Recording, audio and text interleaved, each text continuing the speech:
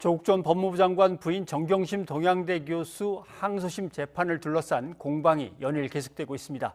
이번에는 표창장 위조 혐의에 대해서 결정적인 증언을 했던 최성해 전 동양대 총장이 당시 야당으로부터 비례대표 제안을 받았다라고 하는 주장이 제기됐습니다. 최 전 총장은 사실이 아니라고 반박했지만 일부에서는 진술의 신빙성을 의심한 지적도 내놓고 있습니다. 양지열 변호사와 함께 살펴보도록 하겠습니다. 어서 오십시오. 안녕하세요. 예.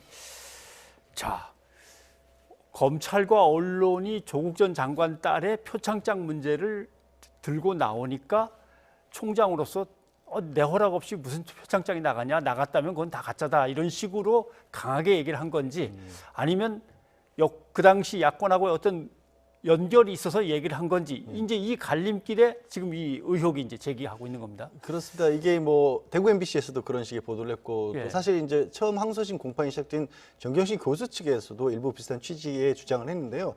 어떤 얘기냐면, 사실 최성해 전 총장이 승인을 해주지 않았고 표창장이 만약에 만들어졌다라면 사실 검찰이 압수수색을 하고 사건화 되기 전까지는 그와 관련된 사실을 최 전 총장이 알 수 있는 일이 없지 않습니까? 예. 어떻게 자기 이름으로 표창장이 위조가 돼서 어딘가에 제출됐다는 것을 설령 위조를 했더라도 본인이 알고 있을 그렇죠. 여지가 없죠. 예. 그래서 그전의 주장은 최 전 총장이 압수수색이 있고 나서야 이 부분에 관해서 알게 됐겠죠. 됐고, 예. 그리고 검찰에서 이제 수조사를 받는 과정에서 나는 승인해 준 적이 없다라고 진술했다라는 건데, 지금 보도된 내용은 어떤 의혹이냐면 이미 그 전에 조 전 장관과 검찰과 갈등 관계에 있었을 때 예. 표창장과 관련된 부분을 알고 있었다라는 겁니다. 그리고 어떻게 보면 이제 당시에 자유한국당의 당 고위직 관계자들과도 만나서 이 부분을 어떻게 할 것인지 논의도 했었고, 주변의 측근들에게 이 동양대의 어떻게 보면 앞으로 갈 길과 관련해서 자신은 조국 전 장관 편이 아닌 다른 쪽 편을 들기로 했다라는 식의 취지의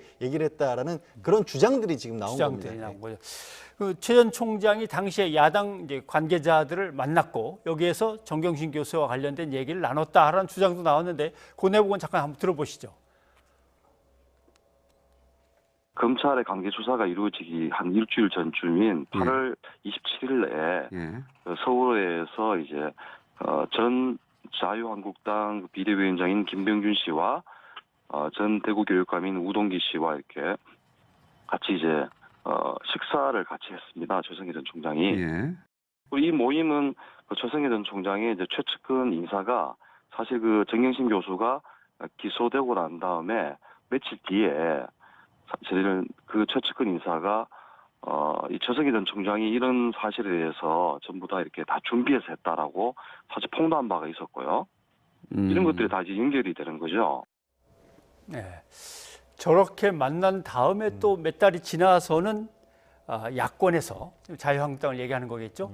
최 전 총장에게 비례대표 제안을 했다라고 최 총장으로부터 전해 들은 사람이 있다, 이런 얘기인 것 같습니다. 그러니까 그때 당시에 뭐 언론에서 얘기한 거는 비례대표 제안도 있었고 본인도 실제 국회의원으로 출마할 만한 그런 상황이었고 주변에서도 그런 얘기들이 많이 오갔다라는 겁니다. 그런데 이제 나중에 성사가 되진 않았고, 이 나온 거는 사실 비례대표 5번까지 얘기가 나왔다. 5번. 상당히 구체적인 예. 얘기가 나오는데 지금 제일 야당인 거를 생각을 해보면 5번이면 거의 확정적인 그런 순위인데, 나중에 결국 출마를 하지 않기로 하고 나서 했던 얘기는 정치 신인으로 이제 와서 나설 만한 상황은 아니다라는 얘기를 했다라고 합니다. 하지만 그 전에 그렇게 이제 안 나가겠다고 결심을 하기 이전에는 주변에서 또 국회의원 출마와 관련된 얘기들이 당시 지역에서는 많이 돌았다라고도, 그러니까 지역 이 사건을 보도한 또 대구 MBC 측에서 얘기를 하고 있습니다. 예. 사실 동양대 총장이라고 하면 그 경상북도 지역에서는 상당히 이제 어른이고 누구나 나름대로 큰 지도자감으로 생각을 하기 때문에 당시 뭐 정치권하고 늘 이렇게 만나면서 관계를 맺어왔기 때문에 비례대표 제안을 받거나 했다는 것이 꼭 어떤 표창장권에 대해서 미리 야권의 어떤 언지를 받아가지고 행동을 했다, 이거하고 연결되는 건 아니지 않냐, 이렇게 생각할 수도 있어요. 뭐 그렇습니다. 그런데 이제 이런 의혹들이 언론을 통해서 나왔지만 말씀드린 것처럼 이 시기가 좀 이상하다. 왜 이 검찰에서 본격적인 수사가 드러나기 시작하기도 전에 표창장과 관련돼서 뭔가 주변에 어떤 대체 회의 같은 것들을 했다는 그런 정황들이 나오고 있느냐 이런 얘기들은 이제 정경식 교수 측 변호인단도 제기를 하고 있고요. 예. 그 얘기는 뭔가 정치적인 주장을 하겠다라는 게 아니라 되게 이제 검찰 측에서는 이 최성해 전 총장이 표창장을 승인해주지 않았다라고 하는 게 위조에 대한 가장 결정적인 증언이거든요. 아하. 그러니까 위조라고 하는 게 뭘 어떻게 복사를 했느냐, 뭘 붙였느냐 이런 게 중요한 게 아니고 결국 이 승인권자 그 이름을 쓸 수 있는 사람의 허락을 받고 한 거냐 안 받고 했느냐가 법적으로 가장 중요하기 때문에 예. 최 전 총장의 증언이 가장 법적으로 검찰에서는 입증하는 데 중요한 증언입니다. 그리고 변호인단 측에서는 마찬가지로 그러면 그거를 흔드는 거, 그 신빙성을 흔드는 게 가장 중요한 법정 싸움에서의 목적이거든요. 예. 이게 뭐 정치적인 어떤 워낙 민감한 사안이긴 하지만 법정에서도 이런 부분들은 사실 중요한 내용이 되는 겁니다. 예. 그러니까 판사로 하여금 실제 검찰이 이 주장하고 있는 그러니까 위조 외에 다른 가능성도 있을 수 있다. 네. 그게 확인이 안 되더라도 그렇게 심증을 주는 게 변호인단의 목적으로 보입니다. 뭐 표창장 늘 찍던 대로 알아서 잘 처리하시오 이렇게 한 게 아니고 절대 그럴 리가 없는데라고 한 것이 어떻게 보면 허락하지 않은 건데 나갔다. 결정적인 문제라는 말씀이죠. 이건 이제 재판 과정에서 또 신빙성 문제가 계속 제기가 되겠군요.